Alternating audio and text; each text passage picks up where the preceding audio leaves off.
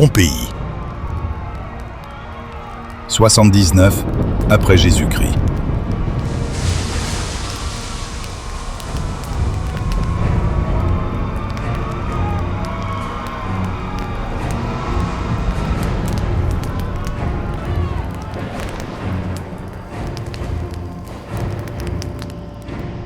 Dans la chaleur éclatante d'un après-midi romain, Pompéi se dressait telle une étoile dans l'azur de la Campanie, resplendissante et animée. La cité, jadis fondée par les Osques, vibrait sous le soleil, ses rues pavées résonnant des pas affairés de 20 000 ânes. Marchands, artisans et familles s'entremêlaient dans un ballet quotidien, créant une symphonie de vie qui faisait écho au faste de l'Empire romain.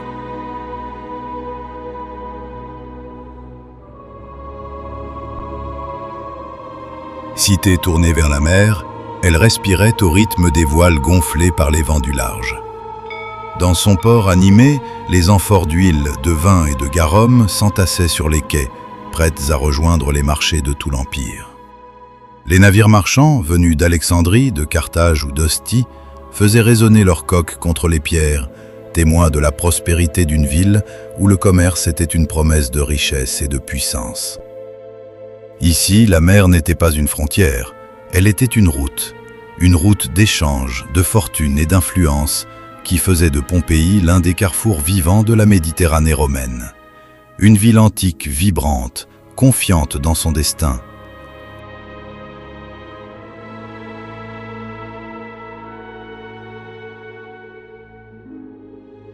À Pompéi, l'eau était le souffle invisible de la cité. Elle jaillissait des fontaines publiques disséminées à chaque carrefour, claires et abondantes, apportées par des aqueducs ingénieux qui faisaient battre le cœur de la ville.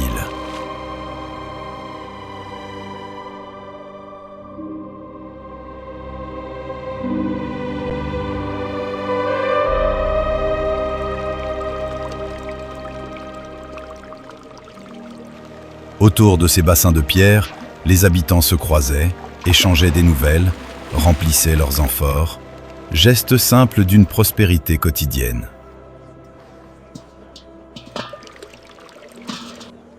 Dans les quartiers élégants, la classe des nobles patriciens figurait parmi les plus influentes de l'Empire romain. Leurs luxueuses villas, décorées de fresques éclatantes et de jardins parfumés, ressemblaient parfois à de véritables petits palais.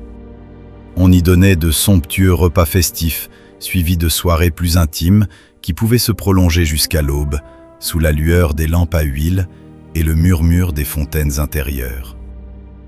Telle était la demeure du puissant Quintus Livicius, riche notable romain, dont la somptueuse domus de Pompéi, ou parfois d'Herculanum, s'animait au rythme de réceptions fastueuses, où se mêlaient prestige, plaisir et influence. Quelle magnifique soirée! Santé! À notre hôte généreux. Santé, que la fête continue toute la nuit. Les thermes, eux, étaient bien plus que des lieux de détente. Ils formaient le centre vivant de la société, où se concluaient des affaires, se nouaient des alliances et se façonnaient des réputations. L'eau chaude et la vapeur enveloppaient les conversations, tandis que la cité poursuivait son activité autour de ses établissements essentiels. Dans les rues animées, les femmes se rendaient elles-mêmes au marché, choisissant fruits, pain et étoffes avec assurance. L'insouciance semblait régner dans cette ville prospère, où les marchands installaient leurs échoppes à chaque coin de rue, semblables à de petits restaurants ouverts sur la vie. Après ça, nous irons voir les tissus neufs au marché. Plus de 20 boulangers travaillaient sans relâche pour nourrir la population, répandant chaque matin l'odeur du pain chaud dans les ruelles pavées. Ainsi vivait Pompéi, confiante et florissante, portée par l'eau, le commerce et le plaisir de vivre. Pompéi comptait 2 arènes. La plus petite, la plus ancienne, faisait office de ludus. Et puis se dressait la grande arène, monument de pierre aux 3 niveaux de gradins, où résonnaient les clameurs de la foule lors des courses de chars fulgurantes et des combats de gladiateurs. spectacle célèbre bien au-delà des frontières de Pompéi, dans tout l'Empire romain.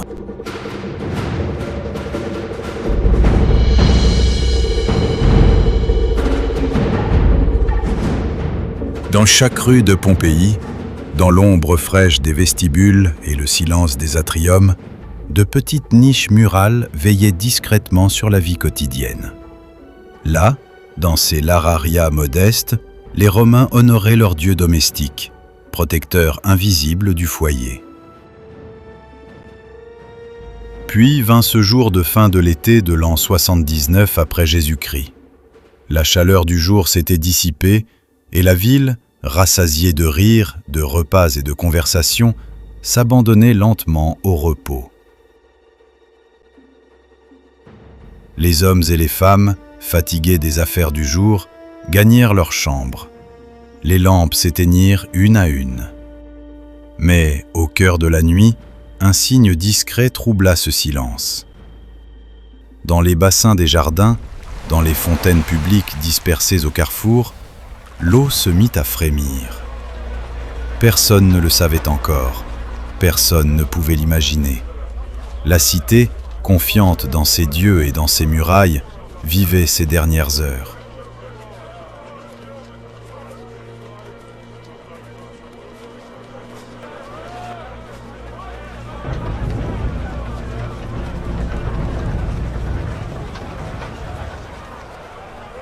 Pourtant, dans l'ombre d'un volcan endormi, un destin inéluctable se préparait. Le Vésuve, ce géant silencieux qui veillait sur la cité depuis des siècles, s'éveilla le 24 août 79 après Jésus-Christ. Dans un premier souffle presque discret, une pluie de cendres et de pierres ponces vint effleurer les façades ornées de fresques et de mosaïques, comme pour murmurer un funeste présage.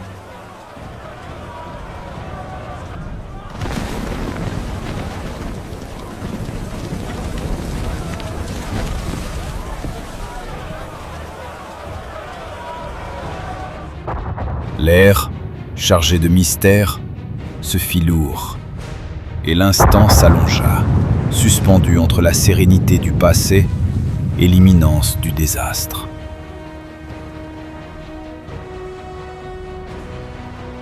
Restez à terre! J'essaye, la cendre rentre partout! Dépêche-toi, ferme ces volets!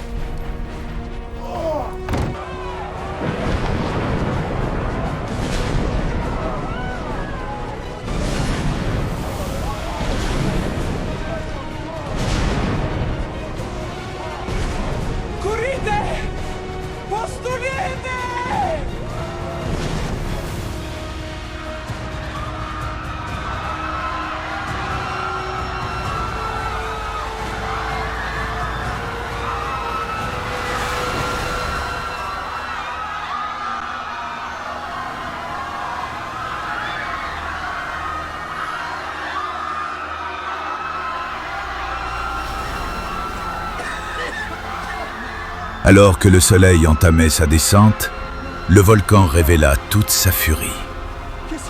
Dans un fracas assourdissant, le ciel se mua en une mer de fumée et de flammes, et la ville fut engloutie par une avalanche de cendres incandescentes et de roches brûlantes. Des familles se précipitèrent vers les portes de la cité, espérant échapper à ce déluge de mort, tandis que quelques âmes, guidées par l'instinct de survie, trouvèrent refuge sur la mer. La chaleur intense, la cendre et les gaz brûlants enveloppèrent la cité en quelques secondes. Les corps furent saisis dans leur dernier mouvement, comme immobilisés par une main invisible. Le temps lui-même sembla se briser. Ainsi, des hommes et des femmes, surpris au cœur de leur vie quotidienne, furent transformés en silhouettes de pierre et de cendres, des statues de lave figées dans l'ultime instant de leur existence. Pompéi. La cendre est devenue mémoire.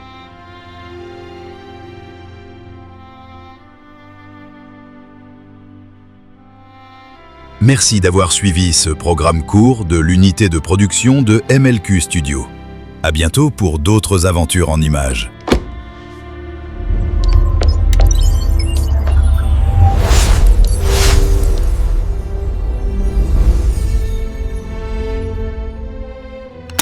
The Time Machine.